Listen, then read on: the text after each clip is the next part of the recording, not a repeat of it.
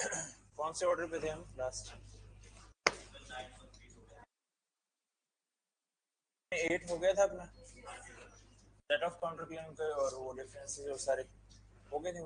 9 भी हो गया था फिर तो। 9 तो पहले ही कर लिया, पहले ही कर लिया था।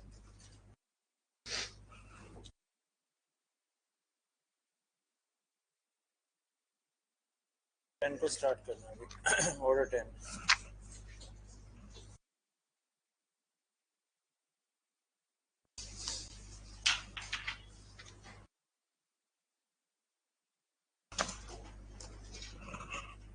इसको ऑर्डर 10 है examination parties by the court.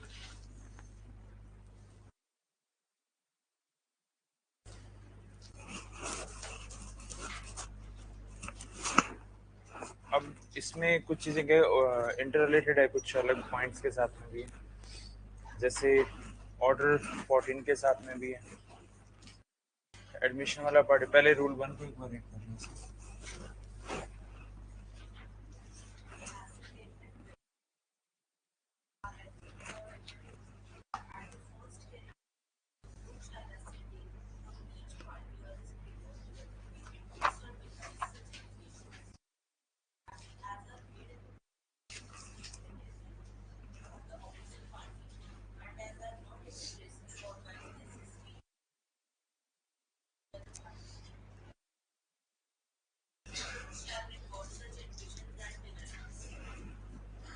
तो इसमें वर्ड है एडमिशंस एंड डिनायल्स, और इसी एडमिशंस के कारण तो ऑर्डर 12 के साथ में रीड होता है ये वाला पार्ट, क्योंकि ऑर्डर 12 का टाइटल क्या है? एडमिशंस। उसमें फैक्ट्स का एडमिशन भी हो सकता है, डॉक्यूमेंट्स का भी एडमिशन हो सकता है, ठीक है। प्लस ये जो एडमिशन वाला पार्ट इसमें है जो ऑर्डर 12 के साथ में है, उसमें एविडेंस के भी सेक्शन हैं 17 से लेकर 23, ये उनके साथ में, क्योंकि एडमिशन डिफाइंड एक्चुअली वहाँ पर है कौन सी इसको हम एडमिशन मानेंगे और कौन से एडमिशन की रेलेवेंसी। तो उसमें एंड एक और भी क्राइटेरिया है, सेक्शन है 58 एविडेंस एक्ट का। Facts admitted need not to be proved, जब एडमिटेड होंगे तो need not to be proved है, इसलिए वहाँ पे ऑर्डर 12 का रूल 6 ही आता है। अगर सारे फैक्ट्स सारे डॉक्यूमेंट एडमिटेड फिर बचा क्या? नीड नॉट टू प्रूव, फिर 12 6 आ जाएगा, इसलिए जजमेंट ऑन एडमिशन का क्राइटेरिया। इसमें रूल 1 ही हो गया। 1 ABC ये इंटर रिलेटेड है। 1 ABC सेक्शन 89 के साथ में रीड। तो 1 ऑर्डर 10 का rule 1A 1B 1C section 89 के साथ में रीजन क्या है इसका? क्योंकि इसमें एडीआर मैकेनिज्म की बात है, alternative dispute resolution, out of court settlement जो भी है, चाहे लोक अदालत हो, मीडिएशन हो, आर्बिट्रेशन हो, कंसिलिएशन हो, तो वो सारे का सारा वो वाला पार्ट आ जाएगा। और इसमें मतलब एक तरीके से काइंड ऑफ मैंडेटरी वाला पार्ट ही बन गया अभी कोर्ट्स के लिए कि इनको सेंड करना इसके रिगार्डिंग सिविल मैटर्स में, खास करके जैसे स्पेसिफिकली क्योंकि 1ABC वाला पार्ट जो एडीआर सेक्शन 89 प्रोवाइड करता है, सिमिलर चीजें ही plea bargaining and compounding of offences है सीआरपीसी। 320 हो गया और 265 ए से लेके तक का जो उसमें, तो वो चैप्टर हो गया, उसमें भी वही चीजें हैं उसी के रिगार्डिंग जो पार्टीज अपने आप में सेटल डाउन करती हैं। तो उसमें भी ड्यूरिंग वो वाला पार्ट है, इसमें भी वही चीजें आ रही हैं। एक बार 1ABC को इनको रीड करना तीनों को।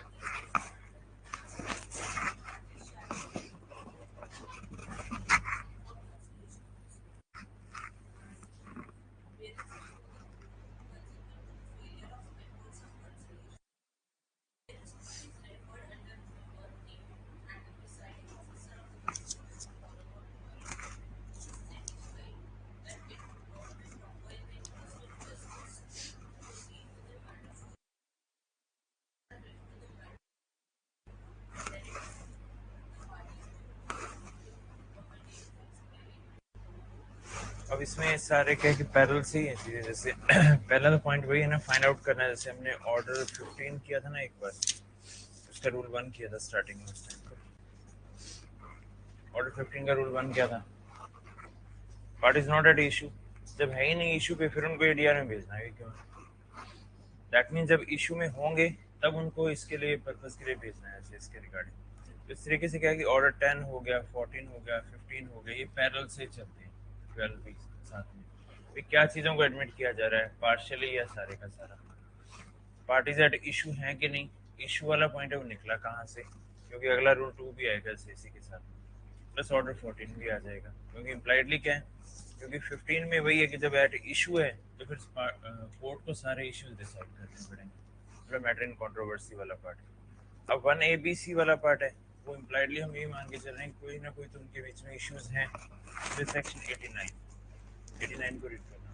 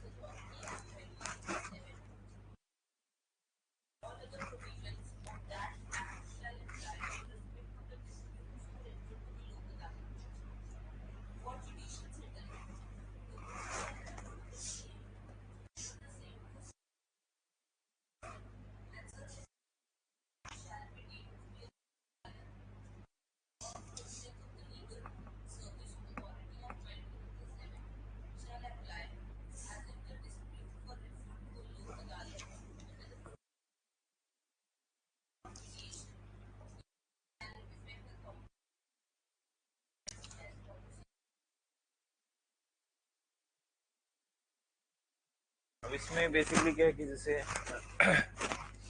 भी आउट ऑफ कोर्ट सेटलमेंट वाला पार्ट ही है, तो arbitration, conciliation, judicial settlement and mediation. Negotiation word इसमें नहीं मेंशन किया हुआ है इसके रिगार्डिंग। मतलब रहता है जैसे फ्री के रिगार्डिंग कि which of the following is included, which of the following is not included in section 89, इस टाइप के क्वेश्चन। इसमें नेगोशिएशन वर्ड नहीं मेंशन। आर्बिट्रेशन, कंसिलिएशन हो गया, लोक अदालत वाला पार्ट भी होगा, जुडिशियल सेटलमेंट है जो वाला वर्ड। प्लस ये कौन कौन से एक्ट से गवर्न या कौन कौन से रूल से गवर्न होते हैं वो वाला क्राइटेरिया। क्योंकि मीडिएशन वाला क्राइटेरिया मीडिएशन सेंटर्स की बात करता है, जैसे ऑलमोस्ट मीडिएशन सेंटर्स का क्राइटेरिया, कोर्ट में मीडिएशन सेंटर है, डिस्ट्रिक्ट कोर्ट्स वाला क्राइटेरिया वहाँ पर मीडिएशन वाला पार्ट रहता है। मैट्रिमोनियल मैटर्स कह लो, रिकवरी सूट कह लो, सिविल मैटर्स में है ये मीडिएशन का पार्ट, मीडिएटर अपॉइंट करके और उसके बाद कि जहाँ पे चांसेस हैं। एंड फैमिली मैटर्स में तो स्पेसिफिकली इवन स्पेसिफिक ऑर्डर भी प्रोवाइड, आई थिंक 32A है कौन सा ऑर्डर, टाइटल है और उसमें इसका ऑर्डर का टाइटल ही स्पेसिफिक।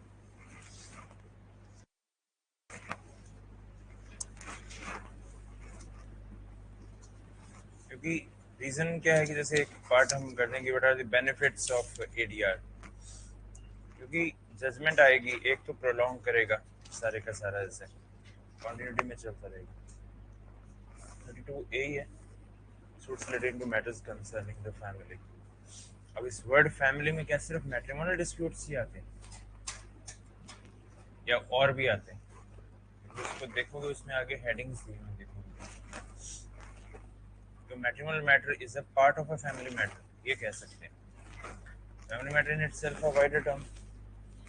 क्या लिखो है देखो इसमें, एप्लीकेशन ऑफ द ऑर्डर का 2 के अंदर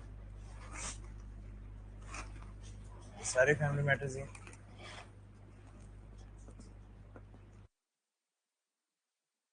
मैट्रिमोनियल तो पहला टू ए ही हुआ ना अकेला, उसके बाद में और देख लो क्या क्या। लेजिटिमेसी ऑफ एनी पर्सन आ गया, देन गार्डियनशिप आ गया, देन मेंटेनेंस आ गया, वैलिडिटी और इफेक्ट ऑफ एन अडॉप्शन आ गया, सक्सेशन वाला पॉइंट भी आ गया सही से। In respect of which party is subject to their personal law, that means क्या इसमें पार्टीशन भी आ सकता है।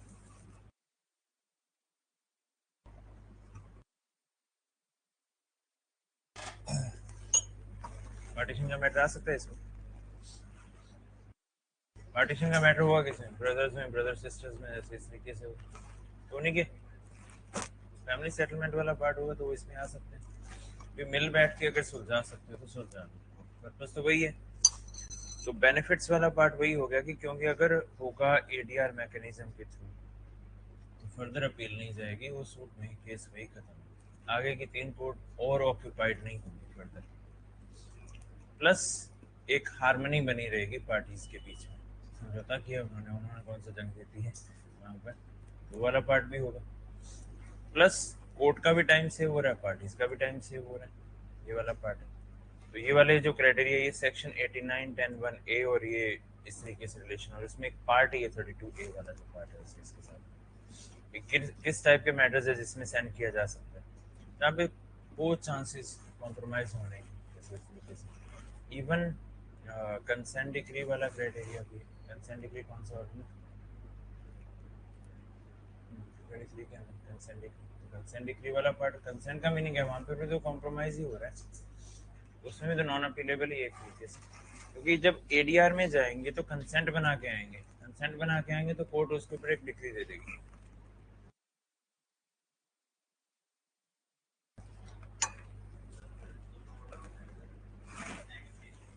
नेगोशिएशन वर्ड नहीं है, नेगोशिएशन पार्टीज अपनी मर्जी से कभी भी कर सकती है।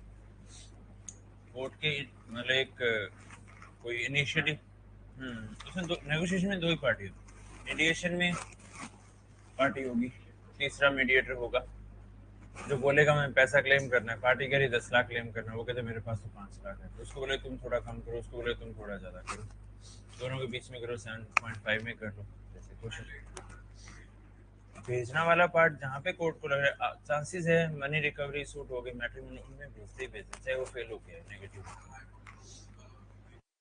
भेजना ही भेजना। और वो 3 सीटिंग वाला पार्ट भी रहता है, हो सकता है 3 सीटिंग में एक ही पार्टी है, हो सकता है दोनों भी। पॉइंट है कि कोशिश मतलब कि 10 केसेस में भी अगर एक सॉर्ट आउट ऐसे हो गया तो विन विन सिचुएशन है।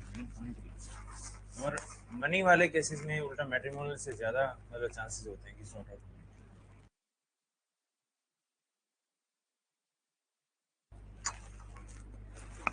इसमें 89 वाले में 32 वाले, हाँ तभी मैंने वर्ड पार्टीशन बोला है, ऐसा पार्टीशन है, फैमिली सेटलमेंट है, फैमिली अरेंजमेंट, ऐसी जो चीज़ें होंगी वहाँ पर चांसेस नहीं है, क्योंकि वो फैमिली अरेंजमेंट फैमिली सेटलमेंट है किसके बीच में, फैमिली मेम्बर्स के बीच में।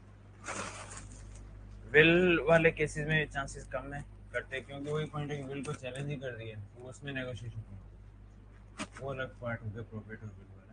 उसको थोड़े सक्सेशन वाला पॉइंट है उससे रिलेटेड ये चीज़ है जिसमें म्यूचुअल सेटलमेंट हो रखी है, कंटिन्यूटी में पोजेशन चल रहा हो किसी के पास, तब उस पे 32A का जो 2 वाला है उस पे बेस प्री के क्वेश्चन है, which of the following including the term family matters, which of the term is not including the family settlement. और इवन उसके अंदर भी word in camera proceeding mention, ये वाला कैमरा कौन सा, प्राइवेसी, क्योंकि फैमिली मैटर है तो तमाशा नहीं बनना चाहिए ना। हाँ मतलब फाइल तो हो ही चुका है, अब कोर्ट में जाके क्या क्या एलिगेशन क्या क्या चल रही है वो चीज़ें ना हो जैसे ना।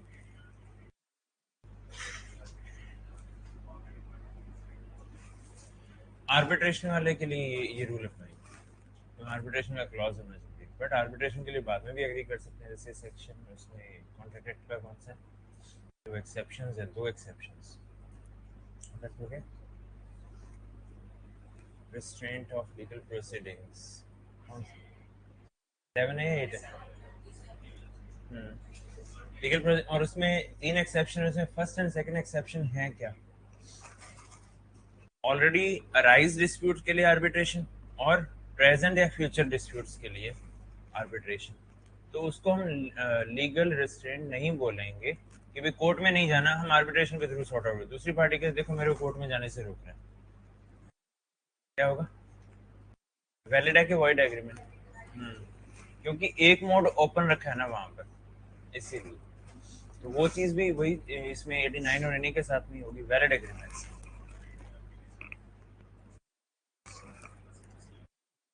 ठीक है, सेक्शन 34 है इसका, arbitration conciliation. Yes, appeals provided है उसमें, जो पर्टिकुलर उसमें ग्राउंड्स प्रोवाइडेड है। ये नहीं कि सब्सटेंशियल क्वेश्चन ऑफ लॉ, उसमें पब्लिक पॉलिसी है, इनहेरेंटली नेचुरल जस्टिस को नहीं फॉलो किया गया, इनहेरेंटली बायसनेस है वगैरह वगैरह। हाँ, उसमें उसका स्पेसिफिक क्लोज उसी के ऊपर वो उन पर्टिकुलर ग्राउंड्स के बेस पे, और उसमें भी उसका लिमिटेशन पीरियड भी उन्हीं के अंदर ही प्रोवाइड है, 30 डेज ऑलमोस्ट। सेकंड अपील आगे 60 और 90 डेज। बट वो रेयर केसेस जिसमें अपील एक्सेप्ट हो, वो इनहेरेंटली अपरेंटली शो भी हो जैसे इसके रिगार्डिंग, तो मतलब उसमें है। बट वो रेयर, इसमें क्या है कि मैटर ऑफ राइट है, उसमें मैटर ऑफ डिस्क्रिप्शन।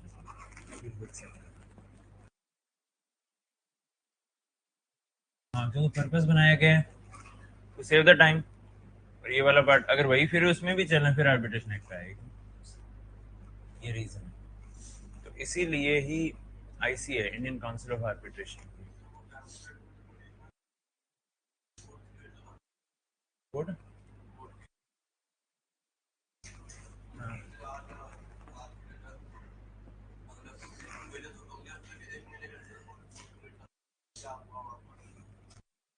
इसलिए वहाँ पे वो बाइंडिंग नहीं है कि वो आए कि ना आए, बट ये है कि उन्होंने 3 मौके दिए हैं जैसे वहाँ पे आने के। हाँ, 3 मौके हो गए, अब कोर्ट ने जो करना था मैक्सिमम करना वो कर लिया, 3 मौके दे दिए, अब नहीं आ रहे तो क्या करें, आगे तो ठीक है। इसलिए तो मैंडेटरी वाला पार्ट हो गया, हाँ भेजा, इसलिए 1A वाला पार्ट, 1A, BC आज के टाइम में प्रैक्टिकली इट इज मैंडेटरी वाला पार्ट। और इसमें देखो लाइन भी रीड करो आप, 1A की।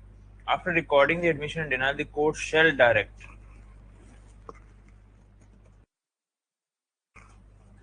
शेल वर्ड है ना, शेल मैंडेटरी वाला पार्ट, शेल मे वाला पार्ट नहीं, शेल है।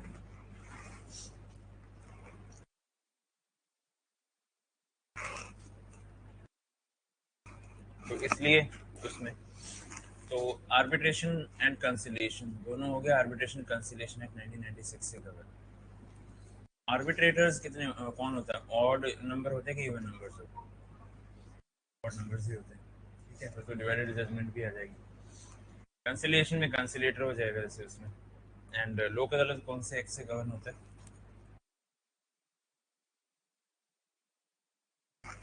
ये भी क्वेश्चन फ्री का आता है। लोक अदालत is governed bye arbitration conciliation act, CPC, legal services authority act, legal services authority. ये क्वेश्चन आते हैं फ्री के, बिल्कुल जो माइन्यूटली नहीं है, क्योंकि उसमें 89 के जो सेकंड वाला आगे उसमें मेंशन किए हुए ना ये वाले part. Legal service authority act हो गया, उसके अकॉर्डिंग जैसे पॉइंट वही हो गया। लोक अदालत का भी जो डिक्री है, अपीलेबल है कि नॉन अपीलेबल है?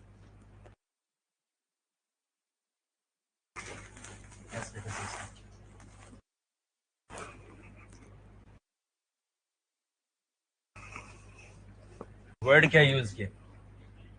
नहीं, वर्ड तभी कह रहा हूँ, वर्ड क्या यूज किया, जुडिशियल सेटलमेंट नहीं वर्ड यूज किया।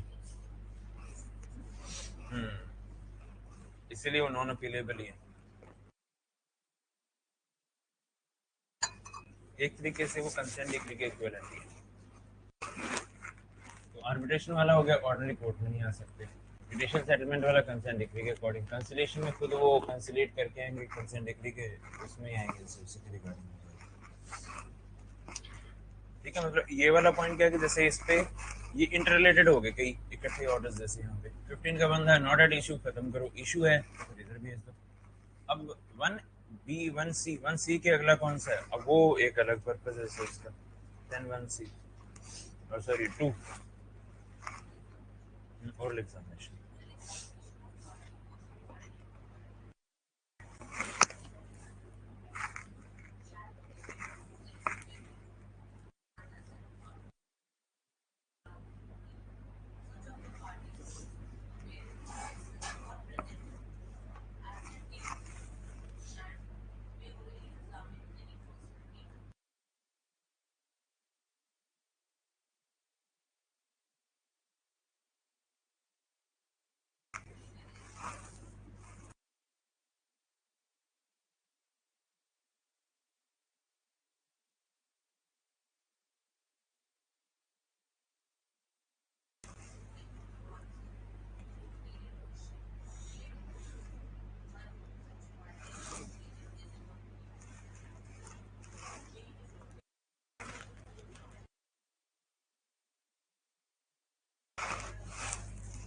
देखो टू के अंदर, ए के अंदर फर्स्ट लाइन में वर्ड था with view to elucidating matters in controversy.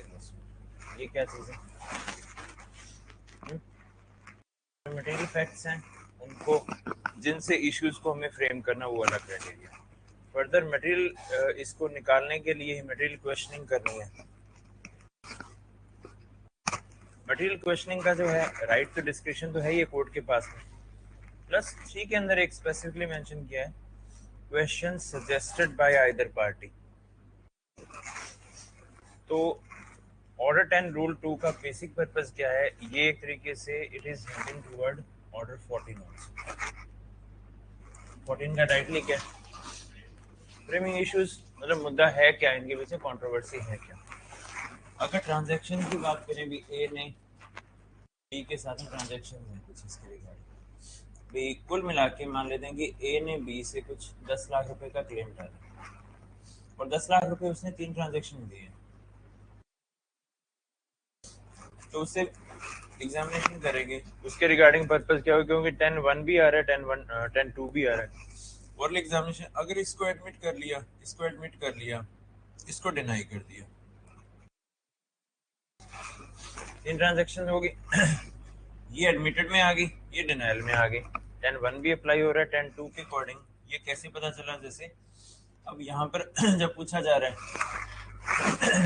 इन्होंने जब क्लेम किया, कोर्ट ने पूछा भी इतने पैसे लिए हैं कि नहीं लिए, मना कर रहा है। पार्टी ने खुद ही बोल दिया कि जो उसके ऊपर सिग्नेचर हैं प्रॉमिसरी नोट के ऊपर, प्लस जो एक पर्टिकुलर इस डेट को जो पैसे दिए गए, उसके 4 दिन बाद भी इसको रिक्वायरमेंट थी मनी की, थी या नहीं थी, इससे पूछा जाए। सिग्नेचर एडमिट कर रहे हैं, रेफरेंस आज की डेट में तो यूपीआई रेफरेंस नंबर लगा दिया, अकाउंट नंबर इसका है कि नहीं, इससे पूछा जाए। आज की डेट में सीधा पॉइंट वही हो जाए ना कि जो मैंने अकाउंट नंबर रेफरेंस नंबर डाला हुआ है, मैंने यूपीआई ट्रांसफर किया है, वो अकाउंट बी का है या नहीं है, ये क्वेश्चन पूछा जाए कोर्ट की तरफ से। जब पूछा, क्या होगा? वो सजेस्टेड क्वेश्चन हो गया, इलुसिडेटिंग द मैटर इन कंट्रोवर्सी हो गया। अब उसके अंदर अगर वो ना भी करेगा, पासबुक हमें प्रेजेंट कर दी, तो भी क्या होगा? एडमिटेड फैक्ट अपने आप ही हो जाएगा, फ्लाइटली हो जाएगा। तो उसके डिनाई करने से उसका अकाउंट उसका नहीं होगा, ऐसे तो बात है ना, उसका अकाउंट तो उसी का रहेगा ना। तो इसीलिए क्या होगा कि इसी के रिगार्डिंग पॉइंट्स भी, हाँ पैसे तो दिए गए हैं, ये वाले उसने मान भी लिए थे एडमिट, तो दैट मीन इशू क्या रहेगा? इतना ही पार्ट, 4 लाख रुपए मनी ड्यू है या इसी के रिगार्डिंग। तो ये 10-2 के अंदर बी को एग्जामिन कर लिया जाए, चाहे बी के कोई विटनेसेस की लिस्ट उसने दे दी है, उनको एग्जामिन कर लिया जाए। क्वेश्चन कोड डायरेक्टली इससे पूछ ले, या सजेस्टेड बाय ए क्वेश्चन है वो पूछ लिए जाए। जब एग्जामिनेशन चल रही है विद द कोर्ट परमिशन वो इशू करे, सर इससे भी court can ask these two particular questions, जैसे इसके रिगार्डिंग उसमें पर्टिकुलर मतलब इसका signature on the promissory note आ गया, या अकाउंट नंबर किसका ये बता दे, बस ये वाला पार्ट। तो अब उसके रिगार्डिंग क्या होगा? सिग्नेचर्स का डिनायल नहीं है, जो सिग्नेचर यहाँ पर चल रहा है वही सिग्नेचर चल रहा है इसके रिगार्डिंग। तो इस तरीके की जो सिचुएशन है, तो 10-2 में वही सारा कुछ आ रहा है। इसी विटनेसेस कंपेनियन में हम ये तो नहीं कह सकते कोई फैमिली मेंबर है आज भी आप ही बोलता हुआ, ये तो होगा नहीं। जनरली विटनेसेस वाला पार्ट, क्योंकि एडवोकेट को भी ये वाला पार्ट नहीं कह सकते कि एडमिट कर लेगा, तो वो ऑथोराइज ना होगा, इसलिए विटनेसेस वाला पार्ट। कंपेनियन में हम या ये कर सकते हैं कि जहाँ पे इनकैपेबल पर्सन हो तब उसके भी पे गार्डियन वगैरह एक्सपर्ट वगैरह, तो वो वाले पार्ट वही होंगे कंपेनियन उसके भी जो उसको रिप्रेजेंट करें। थर्ड, ओरल हुआ टू बी इन रिटन। 10-3 में क्योंकि पार्ट ऑफ रिकॉर्ड भी तो बनना है उसी चीज़ में, उसी के बेस पे 10-3 को रीड करो।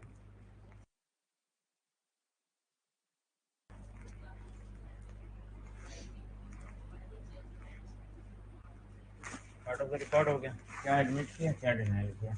पर्पस इसी से निकालना है कि मेन ट्रांजैक्शन थी 10 लाख की, उसमें कितना एडमिट कितना डिनाइल किया, इसी के बेस पर ही ये इशू बनेगा whether money 4 lakh money is due और नॉट, इशू ये आ जाएगा। हाँ, वेदर अकाउंट बिलोंग्स वगैरह जो भी चीज़ें उसी के रिगार्डिंग, अब वो तो इशू ही नहीं रहेगा। आज के डेट में जब पासबुक या बैंक से लिखवा के वहाँ पे दे दिया जाएगा तो उसके लिए वो भी इशू नहीं होगा। 10-4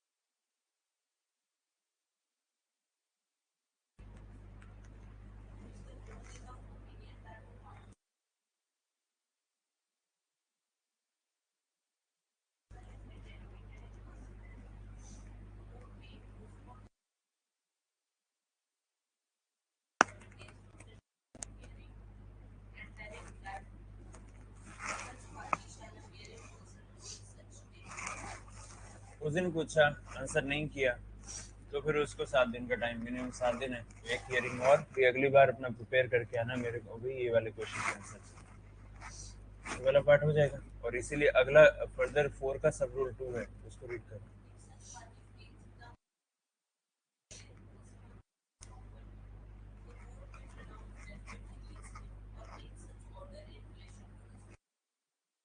यहाँ पे ऑर्डर 9 अप्लाई होगा, ऑर्डर 17 अप्लाई होगा, आइदर हो गया बोथ।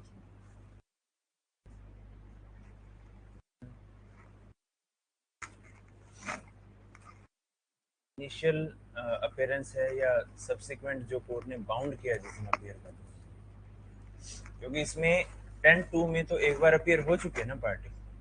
अब बोला भी 15 दिन का टाइम है, 15 दिन के बाद अपने इन क्वेश्चन के आंसर अपने तैयार करके लिखे, कोर्ट को आंसर चाहिए इन क्वेश्चन। 9 होगा या 17 का 2 है? 17 सब्सिक्वेंट एब्सेंस के लिए ऑर्डर 17, इनिशियल एब्सेंस के लिए ऑर्डर 9। सब्सिक्वेंट रिजल्ट दोनों का ही क्या है, एक्स पार्ट है, क्योंकि जो इसका 10-4-2 उसमें जो जजमेंट आया है ना, प्रोनाउंस जजमेंट अगेंस्ट है, क्या ये बाई पार्टी लग रही है? एक्स पार्टी है ना ये वाला पार्ट है, तो इसीलिए ये भी एक्स पार्टी है। एक्स पार्टी है, रीजन क्या है, एब्सेंस ऑफ द डिफेंडेंट, क्योंकि एक्स पार्टी डिग्री है, और ये एब्सेंस है सब्सिक्वेंट स्टेज के ऊपर, इसलिए ऑर्डर 17 अप्लाई हो रहा है। रेमेडी वही रहेगी, कौन सी, 9-13 वाली, इसलिए 10-4-2 रीड विद हो गया order 17, absence at subsequent stage, then ex parte decree, remedies वही 9-13 वाली। एप्लीकेशन उसी कोर्ट में लगा लीजिए, अपील में चला जाए, रिव्यू में चला जाए, अपील में चला गया, फिर उस कोर्ट में वापस नहीं आ सकता जिस कोर्ट ने एक्स पार्टी डिक्री दी, उसमें वापस नहीं आ सकता। ठीक है ना, मतलब वही वही की वही चीजें हैं जैसे यहाँ पर वही, क्योंकि कोर्ट ने बोला भी आपको प्रेजेंट होना है, इन क्वेश्चन के आंसर देने, उस दिन आया नहीं पार्टी। अब वर्ड इसमें है कोर्ट मे प्रोनाउंस, मे का रीजन क्या है, कॉस्ट, कॉस्ट, हाँ, तो इसलिए कॉस्ट लगा सकते हैं कि भाई एडजर्न कर दिया, अगली बार जब पार्टी अपेयर हुई तो मैटर ऑफ राइट अपना पार्ट नहीं प्रेजेंट करेगी, उसको कॉस्ट लगाई जा सकती है, क्योंकि एक हियरिंग की उसको बाउंड किया गया, विद कॉस्ट उसको कंटिन्यू भी किया जा सकता है। तो कोर्ट के पास में दो आगे यहाँ पे किसी इसके regarding, court can go for that ex parte और court can adjourn ex parte, तो एक्स पार्टी हियरिंग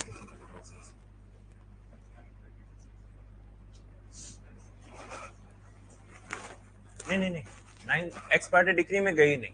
पॉइंट यहाँ पर है कि हम प्रैक्टिकली चलते हैं कि अगर मान लो कोर्ट ने एक्स पार्टी डिक्री कर दी होती तो वो पार्टी क्या करती, एप्लीकेशन इसी कोर्ट में करती और वो कहती मेरे पास सफिशिएंट कॉल था, अभी फॉग बहुत है हो गया कुछ रास्ते में, ये रीजन हो गया, कोर्ट अलाउ करेगी, करेगी नहीं पहुंच पाए, इसलिए उसके अंदर भी बिना कॉस्ट के अलाउ करना था, तो इसकी बजाय कोर्ट पहले ही एक और मौका दे ले, जो हम वर्ड बोलते हैं procedure is handmade of justice, इसलिए एक एडजर्न की जाती है अगले 10 दिन के लिए।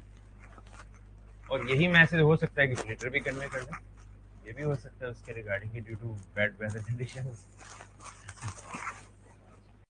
हाँ ये वाला पार्ट वही नहीं, अपनी ऑनलाइन में ज्यादा रजाई वाले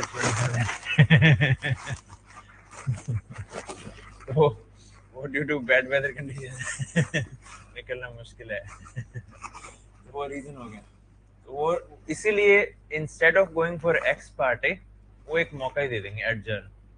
अब भी नहीं आ रहा है, हो सकता है एक और भी दे दें, अब भी नहीं, अब एक्स पार्टी जाएंगे, अब वो उसको जो एप्लीकेशन भी आएगी उसको भी शायद ना सुने, बार बार सफिशिएंट कॉल 2-3 दिन मौके पे थोड़ा बनेगा। तो ये नहीं है कि फर्स्ट टाइम पर ही एक्सपायरी डिग्री करनी, एक आधा मौका देखिए उसके बाद। तो इसीलिए यहाँ पर दोनों वर्ड आ जाएंगे, एक तो है ये एक्स पार्टी डिग्री, एक है एक्स पार्टी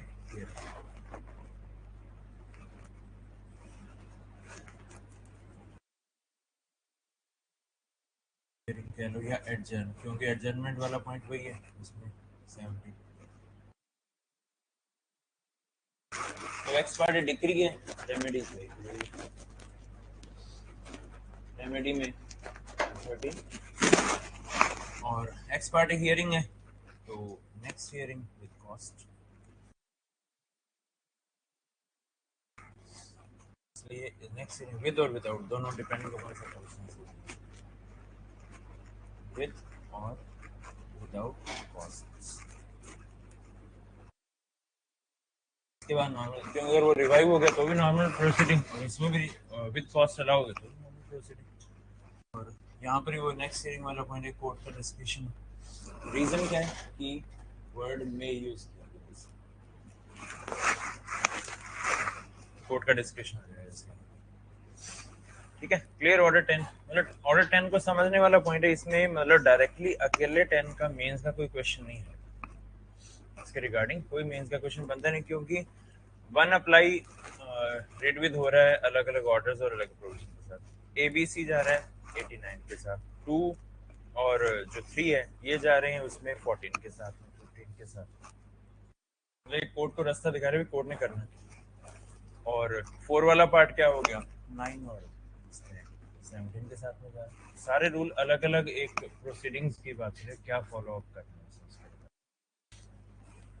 जिसके साथ रीड हो रहे हैं वो वाले जरूर मेंशन कर लेना इसके साथ साथ। ठीक है, अब पहले 14 पे आ जाओ, फिर 11 12 और इन पे आएंगे।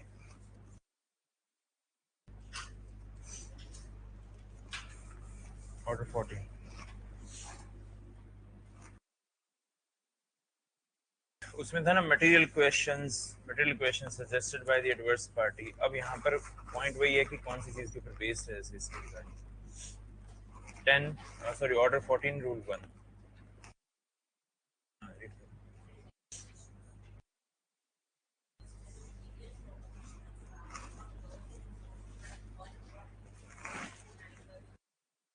इसी जो वर्ड के साथ में ही 10 का 1 आ रहा है कि नहीं आ रहा है, affirmed and denied by the other, मतलब आमने सामने है जब दोनों पार्टी, तब 14(1) अप्लाई हो रहा है, इशू फ्रेम करें। अगर वही एडमिशंस गए फिर होगा क्या, कुछ भी नहीं, तो कोर्ट में कुछ होएगा नहीं। इसलिए इश्यूज तो तभी फ्रेम होंगे जब आपस में उनमें डिस्प्यूट है तब।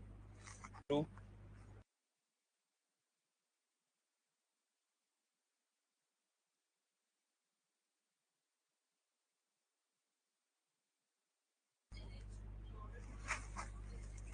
अब इसमें वर्ड है right to Sue.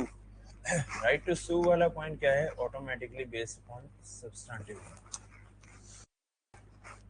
Substantive law उसको एक राइट दे रही है, तो भी जैसे भी रेमेडियम जो हम बिल्कुल इनिशियल स्टेज पे हमने जो इंग्रेडिएंट किए थे सूट के, लोकस स्टैंडाई, कॉज ऑफ एक्शन जो वर्ड थे ऐसे उसके, तो ये कॉज ऑफ एक्शन वाला पॉइंट है जैसे उसके साथ में रिलेटेड है, इसलिए तो राइट टू सू वाला पार्ट है, और डिफेंडेंट के पास में भी उसको डिफेंड करने का भी राइट है।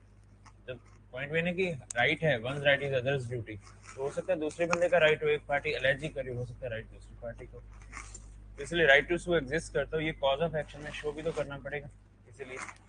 नेक्स्ट अगला,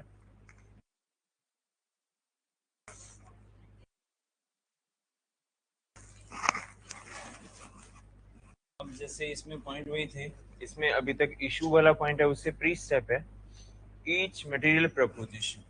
अब ए ने बोला था भी मैंने 3 लाख रुपए दिए थे उसको 2018 में, 3 लाख रुपए दिए थे 2019 में, और ये दिए थे 2020 में, कुल मिला के 10 लाख बने, वो सारे के सारे ड्यू थे। हर बार इसमें एड ऑन करके एक्नॉलेजमेंट करता रहा है जैसे इसके रिगार्डिंग।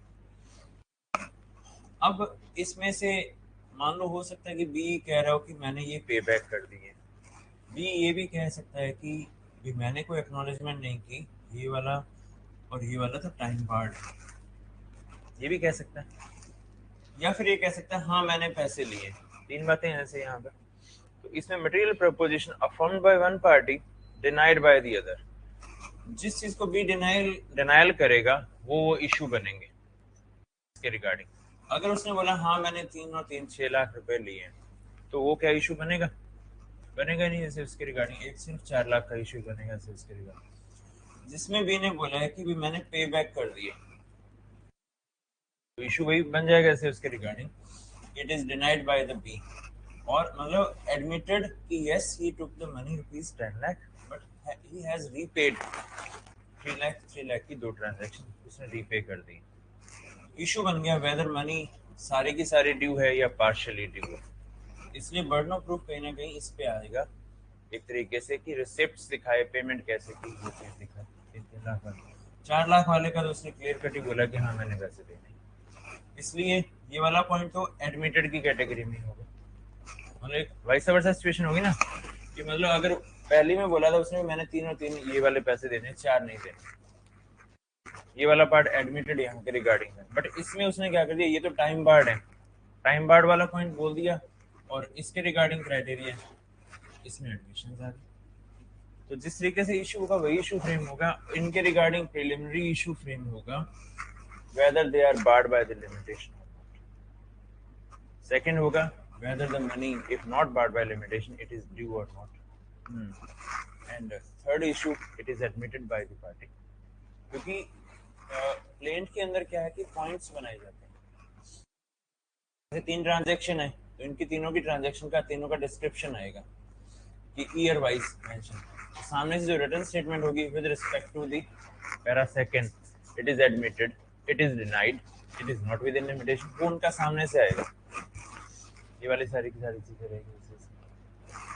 मतलब कई बार ऐसा भी होता है कि अब ना एडवोकेट प्रिपेयर्ड हो, सारे का सारा मेंशन कर दिया, इसमें क्या लिखा होता है with respect to para 1 it is admitted, para 2 admitted, para 3 admitted, 4 admitted, file कर दिया वहां पर। अब उसके बाद में इशू कोर्ट सामने से पूछते भी अच्छा सारे फैक्ट्स एडमिटेड है, पार्टी के नहीं नहीं जी एडमिटेड तो नहीं है पैसे लिए, नहीं नहीं कोई पैसा नहीं लिया, आपने यहाँ लिख रखा है, नहीं नहीं मेरे को एडवोकेट साहब ने बोला था यहाँ साइन कर दो, मैंने साइन कर दिया। ये भी होता है।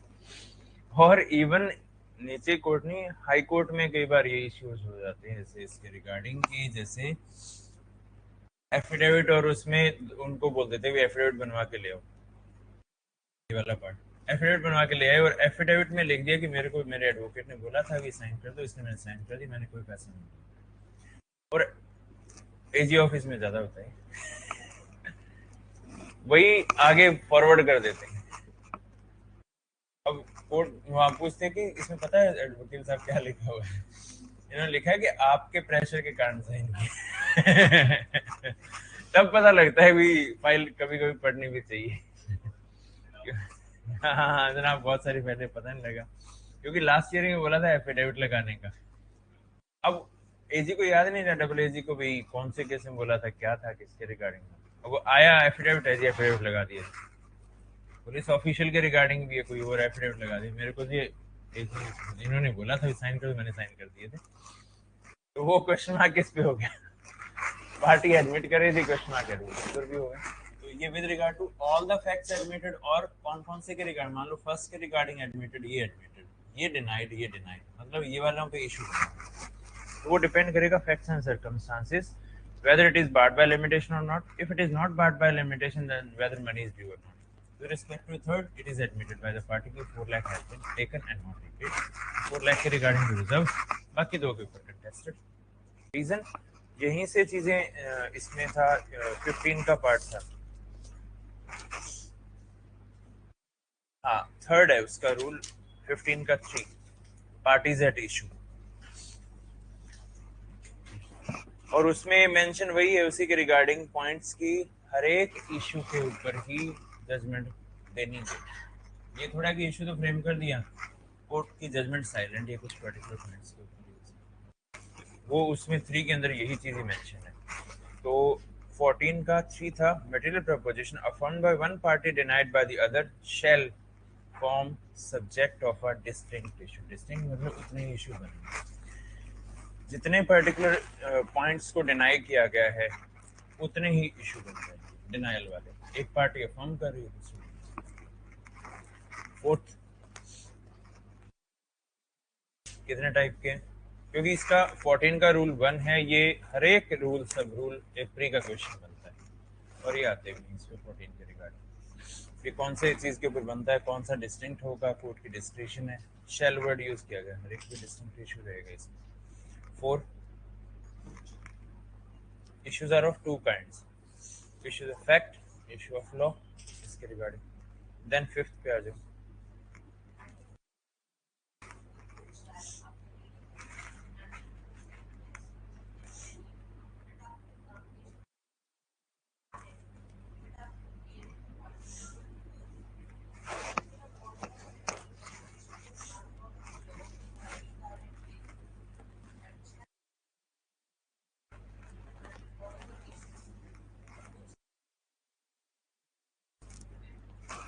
इसमें सारा कुछ वही आ गया। इसमें क्या क्या क्राइटेरिया चाहिए? प्लेंट, रिटर्न स्टेटमेंट, प्लेंट और रिटर्न स्टेटमेंट के साथ में लगे हुए डॉक्यूमेंट्स इम्प्लाइडली वो इसी के साथ में आ जाएंगे, 714 और 81A। ठीक है, तो इम्प्लाइडली वो डॉक्यूमेंट्स भी इसी के साथ में आ जाए। अब ये जो 10(2) वाला पॉइंट है ये अमेंडमेंट करके सब्स्टिट्यूट किया गया, बाद में डाला गया था पर्टिकुलर वर्ड। तो इसमें क्या है कि वही अभी जो 10(2) हमने रीड किया था, पार्टी या उनके विटनेसेस हैं उनको एग्जामिनेशन करके उनसे पर्टिकुलर क्वेश्चन के आंसर लेके भाई इन इस पॉइंट का आंसर बताओ, क्योंकि पार्टी हो सकता है प्लेंटिव अच्छे से प्रिपेयर होके आया हो, डॉक्यूमेंट्स लगा दिए, उसने पर 2 या 3 क्वेश्चन भी कर लिए फ्रेम भी, कोर्ट को भी ये सजेस्ट कर दिया कि कोर्ट ही पूछ ले कि ये साइन इसके हैं कि नहीं, ये बैंक अकाउंट इसका है कि नहीं, या ये कम्युनिकेशन मेल थी इसी ने नहीं सेंड की थी कि भी मैं ये मनी रीपे करनी है या जो भी पे करनी है इसके बिहाफ पर किसी और बंदे को, इसके बेटे को वगैरह उसके अकाउंट में ट्रांसफर कर दूं क्या, ये कम्युनिकेशन मेरे को इसी ने की थी। और इसके रिगार्डिंग अगर कोई क्लेम है रीपेमेंट का तो वो कोई रिसीप्ट है या नहीं, टू द पॉइंट चीजें होगी। तो ये 10(2) में कोर्ट कैन आस्क। ठीक है, हाँ नहीं इसीलिए प्लेंटिव वर्ड भी बोला कि अच्छे से प्रिपेयर करके आया एडवोकेट, कि उसमें जब सारे के सारे फैक्टर, प्रोमिसरी नोट है, बैंक के अकाउंट डिटेल्स है, चेक के रिगार्डिंग है, तो मेंशन भी कर दी। और इसीलिए जब एग्जामिनेशन हो रहा है तब वहाँ पे प्लेटर प्रेजेंट है, भी यही क्वेश्चन पूछ रहे हैं क्या अकाउंट इसका नहीं है, इसमें पैसे क्यों ऑनलाइन ट्रांसफर से, बंदा कह रहा है ना, मना कर रहा है कि मैंने पैसे लिए ही नहीं, जैसे कि वर्डिंग, क्या ये अकाउंट नंबर इसका नहीं है और उसकी फोटोकॉपी बैंक से अटैच करवा के लाई हुई है, भी ये अकाउंट नंबर किसको बिलोंग करता है, ये मेंशन किया हुआ है, बैंक ने मेंशन किया, और वो कॉपी साथ में लगाई हुई है। जब ये वाला पार्ट होगा तब उससे क्वेश्चन क्या होगा, यही चीजें होंगी। तो डॉक्यूमेंट में भी लगा हुआ होगा, कोर्ट ने भी एग्जामिन कर लिया, प्लेंट एंड रिटन स्टेटमेंट के दोनों के बेस पर क्या एडमिटेड क्या डिनाइड, वही क्राइटेरिया आ गया यहाँ पर। और इसमें वर्ड था ना, ascertain upon what material propositions of the factor of law parties are at variance। variance मतलब जो admitted है they are not issues, मतलब वो issues के लिए फाउंडेशन ही नहीं बनेगा। जिनमें वेरिएंस में मतलब क्या हुआ, एक पार्टी तो क्लेम कर रही है दूसरी डिनायल कर रही है, दैट इज अ इशू, बस सिर्फ इशू उसे का ही बनेगा। हाँ जिसमें डिस्प्यूट होगा मतलब एट कंट्रोवर्सी होंगे तभी वही इशू बनेगा, अदरवाइज बनेगा नहीं। 6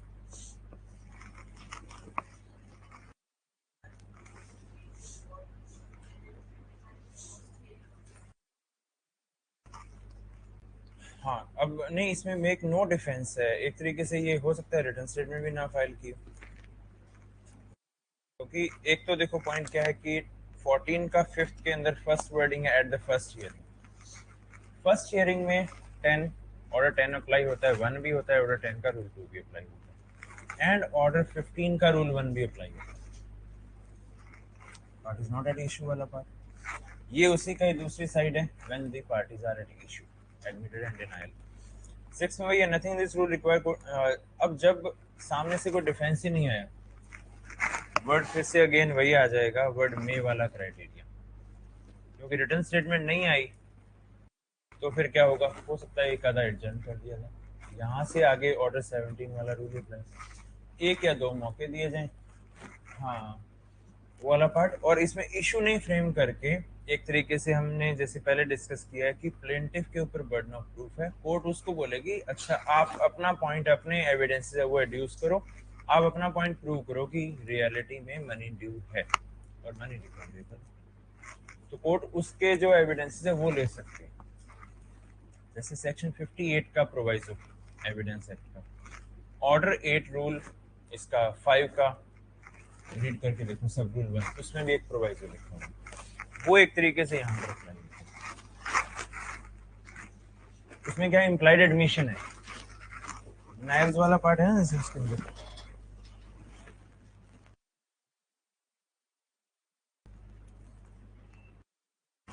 प्रोवाइजो में क्या लिखा है,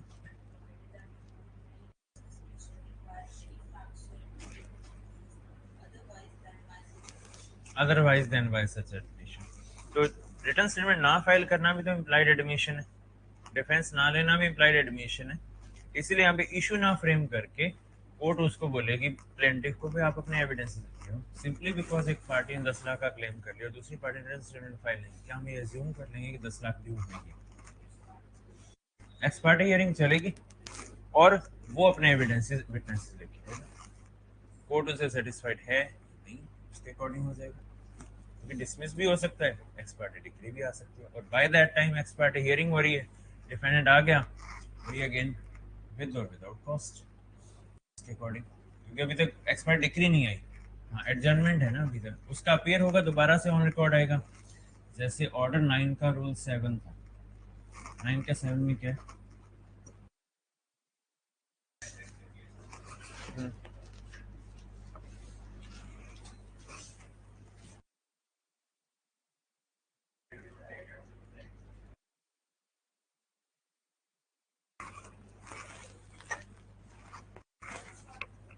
एक्सपर्ट 9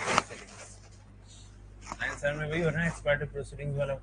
अब इसमें कोर्ट का description with cost without cost, फिर से वही इशू होगा, ठीक है ना? तो इसलिए 14 का 6th वाला क्राइटेरिया इसीलिए है कि ये एक तरीके से the initial burden of proof still remains on the plaintiff and court can ask him to prove his part. वही 8(5) का प्रोवाइजो कह लो, सेक्शन 58 का प्रोवाइजो कह लो, एविडेंस है, तो वो रूल यहाँ पर चलेगा इस केस में, 14 का रूल 2। और यही वही पॉइंट है कि हर एक इशू पे जजमेंट मतलब पास करनी करनी। इसको इससे पहले एक बार 3 को पहले रीड कर दो।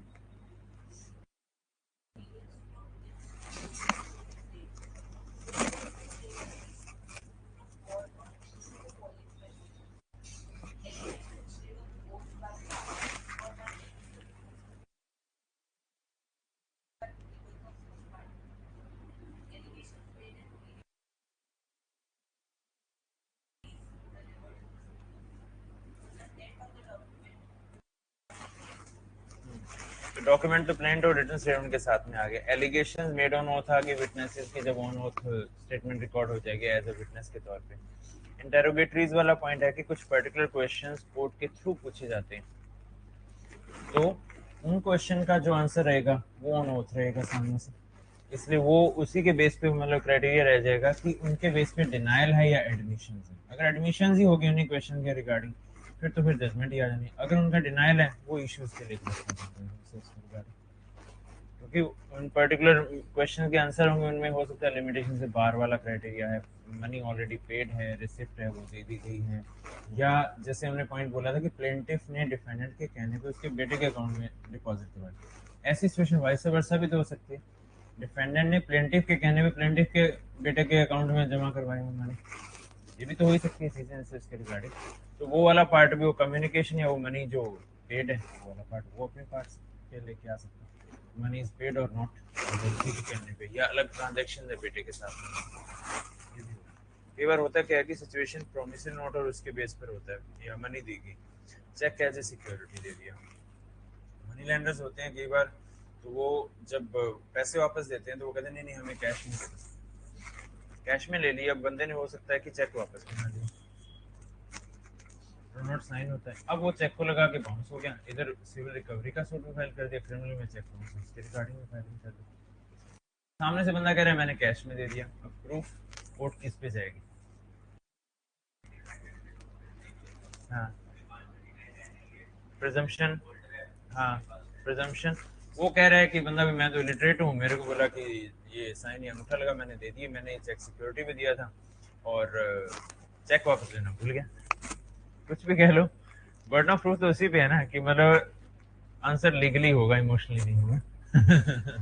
पॉइंट वही है इसी के रिगार्डिंग। तो ये होता भी है कई बार, इसीलिए वही है कि अब किसकी ड्यूटी थी कि चेक वापस लेना जब कैश में पैसे दिए जा रहे हैं? लेटर के, लेटर की रिस्पॉन्सिबिलिटी भी इस साथ, पैसे तो इस साथ जाओगे, चेक इसी टाइम पे चेक लेना चाहिए था, बस वही चीजें होती भी हैं, तो वो सारे का सारा पार्ट, इसीलिए डॉक्यूमेंट्स और सब कुछ उसी के ऊपर। सेकंड,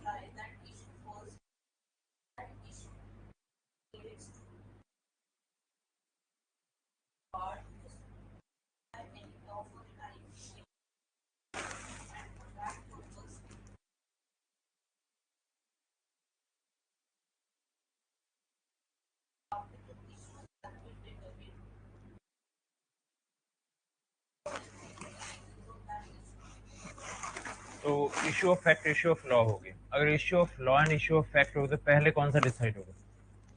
इशू ऑफ लॉ, क्योंकि क्या पता वो सेक्शन 9 से हिट होता या सब्जेक्ट मैटर जुरिसडिक्शन वाला क्राइटेरिया से लिमिटेशन वाला क्राइटेरिया हो।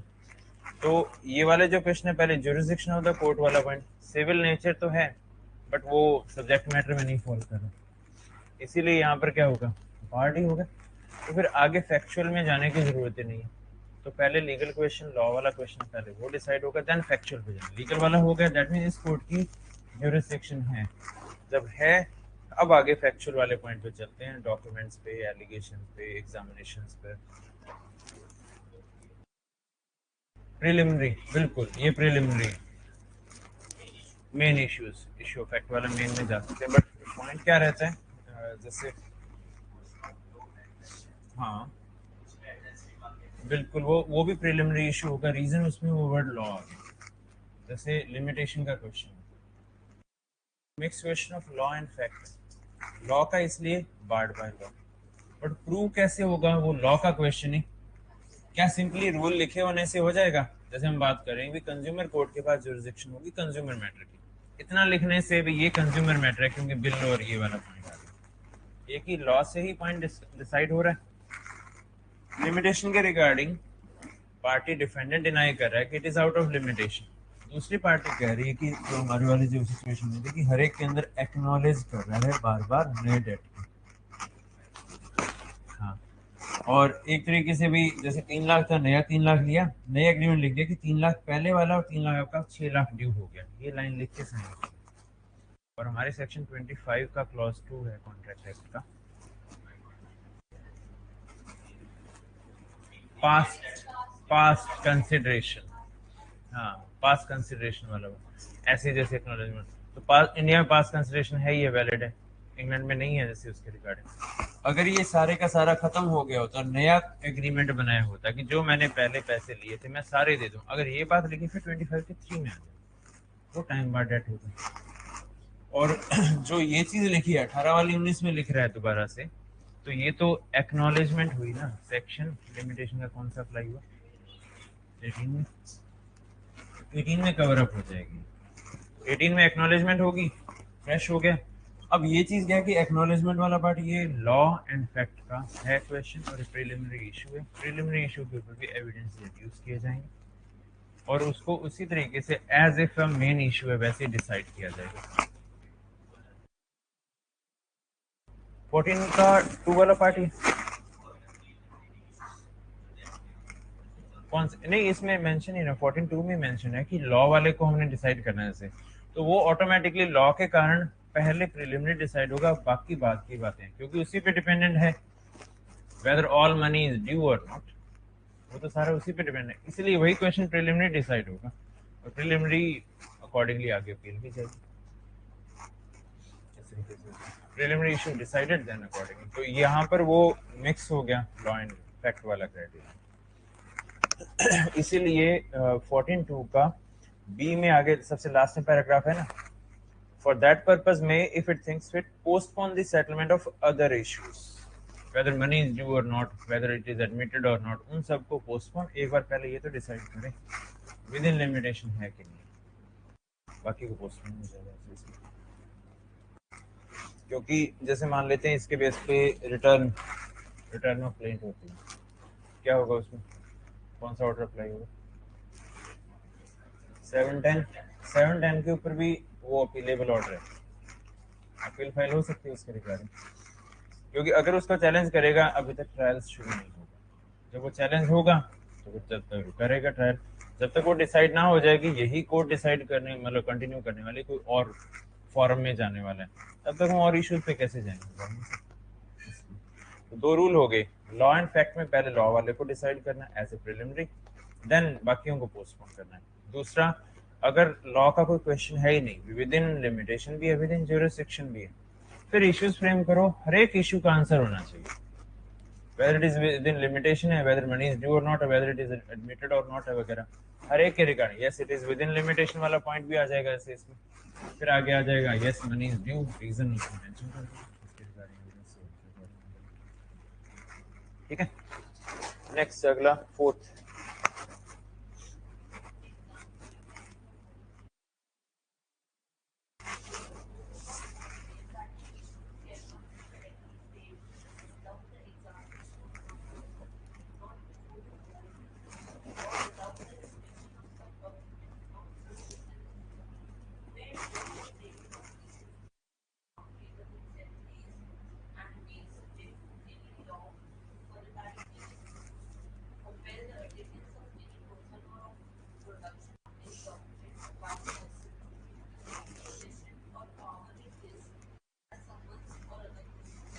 देखो रूल 4 वाला क्राइटेरिया है, ये 11 ऑर्डर 11 के साथ में भी जाता है प्लस ऑर्डर 16 के साथ में भी जाता है। रीज़न क्या हुआ, क्योंकि इसमें वर्ड आया है विटनेसेस और डॉक्यूमेंट्स।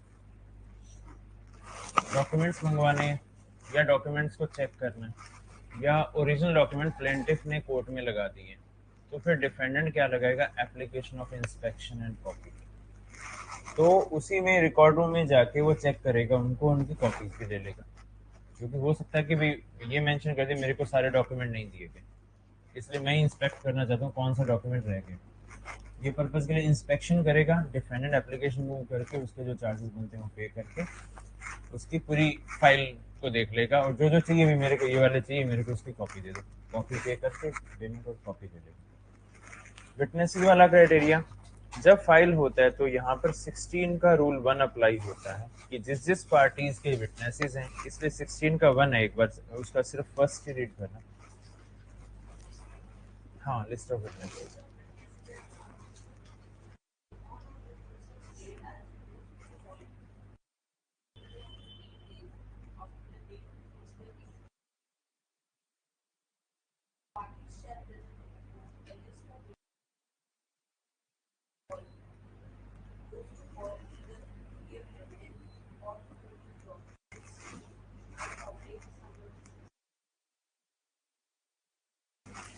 यहाँ पर क्या है कि वैसे देखो 14 का जो 4 है उसमें तो उन्होंने बोल दिया examine witness document before framing of, but practically क्या है, डॉक्यूमेंट्स के इंस्पेक्शन एंड विटनेसेस वाला part after framing of issues होता है।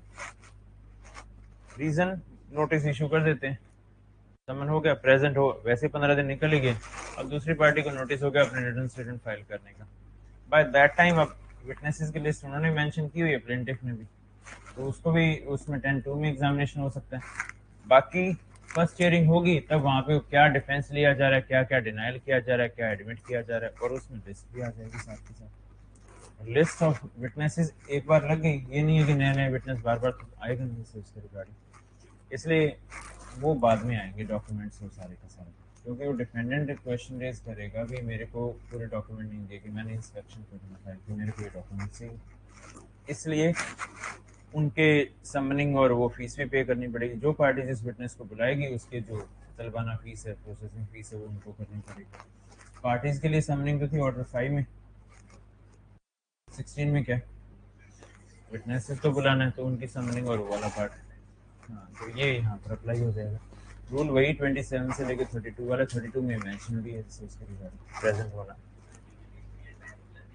कौन सी विटनेसेस की, जनरली तो नहीं है, रेयर केस है, क्योंकि देखो सिविल मैटर है, पता नहीं डॉक्यूमेंट था कौन कौन था, बस इसके रिगार्डिंग एड ऑन होते हैं, वैसे स्पेसिफिकली हो जाती है वैसे, बट ये जनरली नो ही आंसर।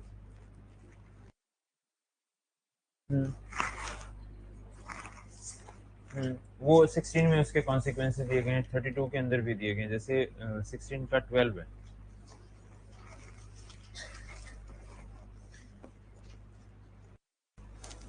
ये आ जाएगा इसके अंदर। ये तो उसको बुलाने के लिए प्रोसेस की गई है जैसे उसके रिगार्डिंग रूल 12 में है ना मेंशन किया, 500 रुपीज़ है ना। और एक है इसका 16 का ही 6 है, जैसे समन्स टू प्रोड्यूस डॉक्यूमेंट, जो बंदा डॉक्यूमेंट लेके आएगा वो जरूरी नहीं विटनेस है, विटनेस नहीं तो उसका एग्जामिनेशन भी नहीं होगा, इसलिए ये सेम ही बात बोल रहा है 16 का 6 जो सेक्शन 139 ऑफ एविडेंस एक्ट बोल रहा है।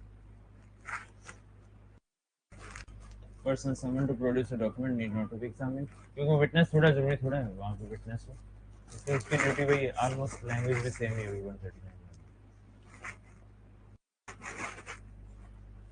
5th power to amend and strike out ये. हाँ ठीक है,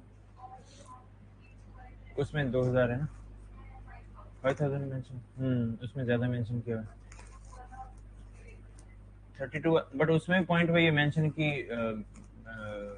ये मिनिमम वाला क्राइटेरिया उसके अकॉर्डिंग चलेगा. प्रिवेल 32 ही करेगा, सेक्शन प्रिवेल और करेगा रूल्स के ऊपर.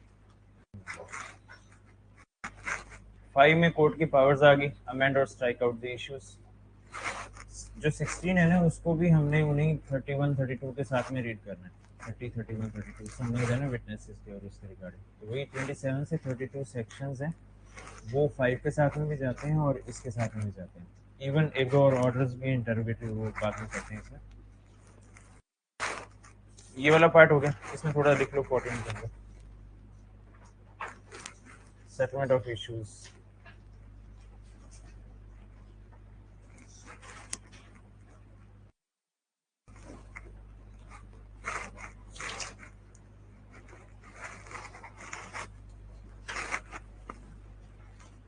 These are the main points. These are the main points on which controversy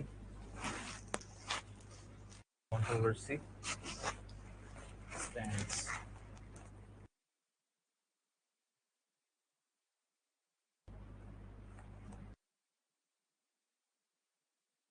क्या रहेगा इसके regarding? Issue law is to be decided first whether it is necessary to frame other issues. Issue facts along with issues of postpone रहेगा इसके regarding.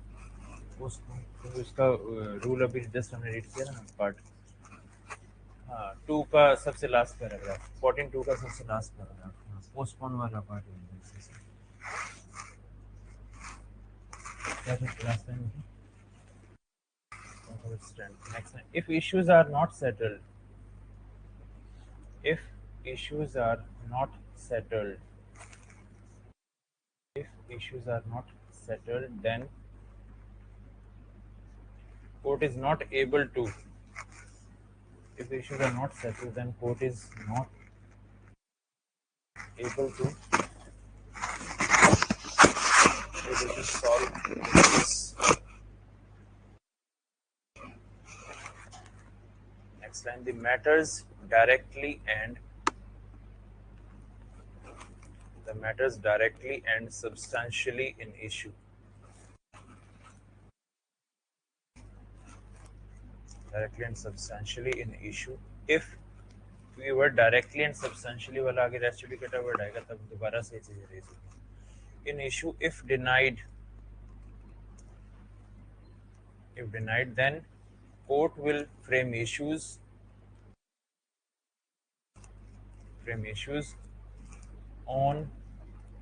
on that very point,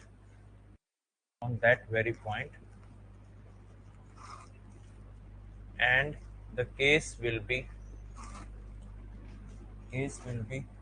proceeded with.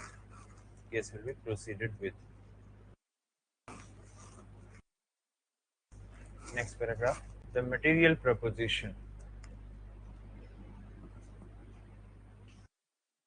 Material proposition is the facts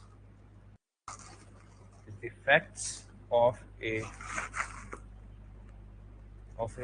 right to sue. Facts of a right to sue inverted comma में, और right to defend ये भी inverted comma. Right to sue or right to defend. Any such matter of fact or law. Any such matter of fact or law which is essential to be decided.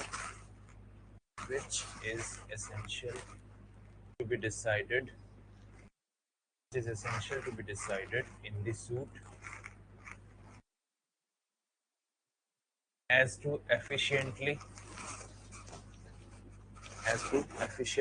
and finally and effectively decide this.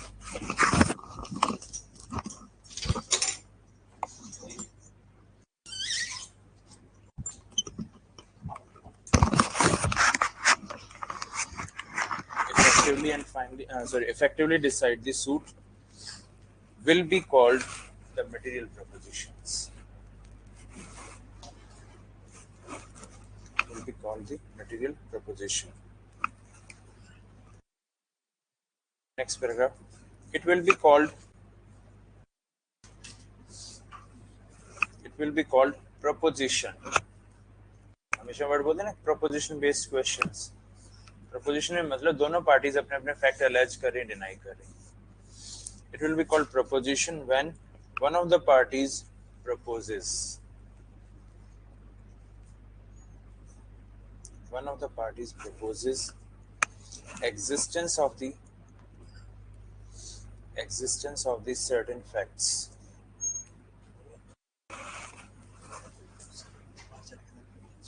Existence of the facts in order to prove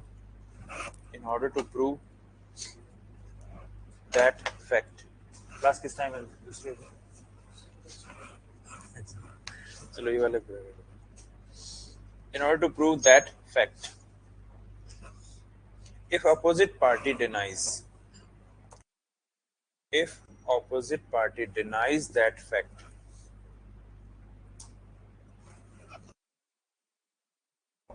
then it will become an issue.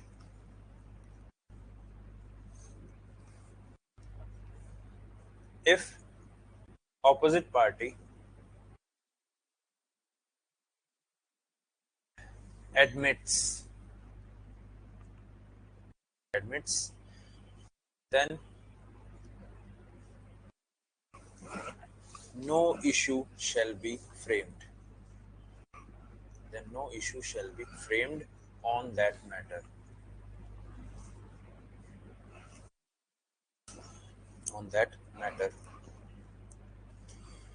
Next paragraph. Issues are of two kinds.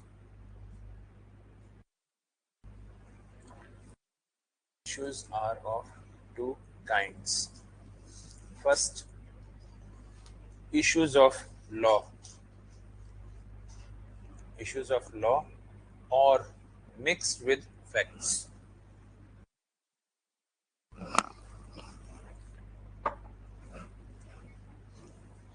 Example इसमें इन्होंने जैसे kind of example देने की कोशिश तो की है. Jurisdiction एक हो गया, लिमिटेशन. फर्दर मतलब एक तरीके सेक्शंस 9, 10, 11, 12. 9 में सिविल नेचर होते हुए भी अगर फॉरम से बार्ड है तो, 10 में अगर ऑलरेडी मैटर चल रहा है तो फिर उसको स्टे किया जाएगा. ठीक है, रेस्ट सब्जुडाइज हो गया. 11 में ऑलरेडी डिसाइडेड है, रेस्ट जुडिकाटा, तो वो भी बार्ड हो गया क्योंकि वो ज्यूरिसडिक्शन, वो लीगल क्वेश्चन बन गया. ये देखना है कि ये सेम ही चीजें थी, सेम ही पार्टीज थी कि नहीं थी. तो पहले वो क्वेश्चन डिसाइड हो गया रेस्ट जुडिकाटा है या नहीं. अगर वो नहीं है तो ये डिसाइड होगा, अगर है फिर ये खत्म. ऑर्डर 2 रूल 2 वो भी लीगल क्वेश्चन ही बन जाएगा. जैसे यहाँ पर O2R2 भी क्या हुआ, वही चीज अभी सेम ही. देखो ये प्रॉमिस नोट, इसमें 10 लाख थे, इसमें 4 लाख पहले क्लेम कर चुका है. आज वही प्रॉमिस नोट दोबारा से लगाया इस बंदे ने. ये भी तो बार्ड हो गया, बार्ड बाय लॉ हो गया. अब वो बार्ड बाय लॉ अकेला लिमिटेशन थोड़ा है. वर्ड इन्होंने यूज किया ना, barred by any law. Any law में लिमिटेशन भी है, सीपीसी खुद भी तो है ही यहाँ पर. इसके रिगार्डिंग ये बन जाएगा. इवन सेक्शन 80 भी. 80 क्या है, पहले वो डिसाइड करना है अर्जेंसी है कि नहीं है. तो वो वाला पॉइंट भी, अर्जेंसी है तो सुने, अर्जेंसी नहीं है तो खत्म. अब आप नोटिस देके, मतलब नोटिस का पर्पस क्या, आउट ऑफ कोर्ट सेटलमेंट या कुछ होने के चांसेस है, तो वो वाला पार्ट करवाने के लिए. आगे लिखो इसमें, all these are preliminary issues.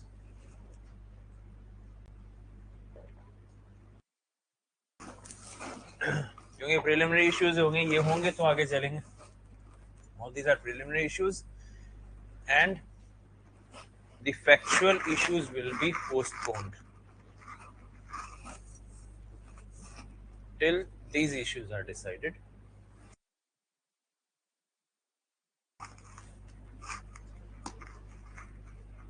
Clear? Second, issues of fact.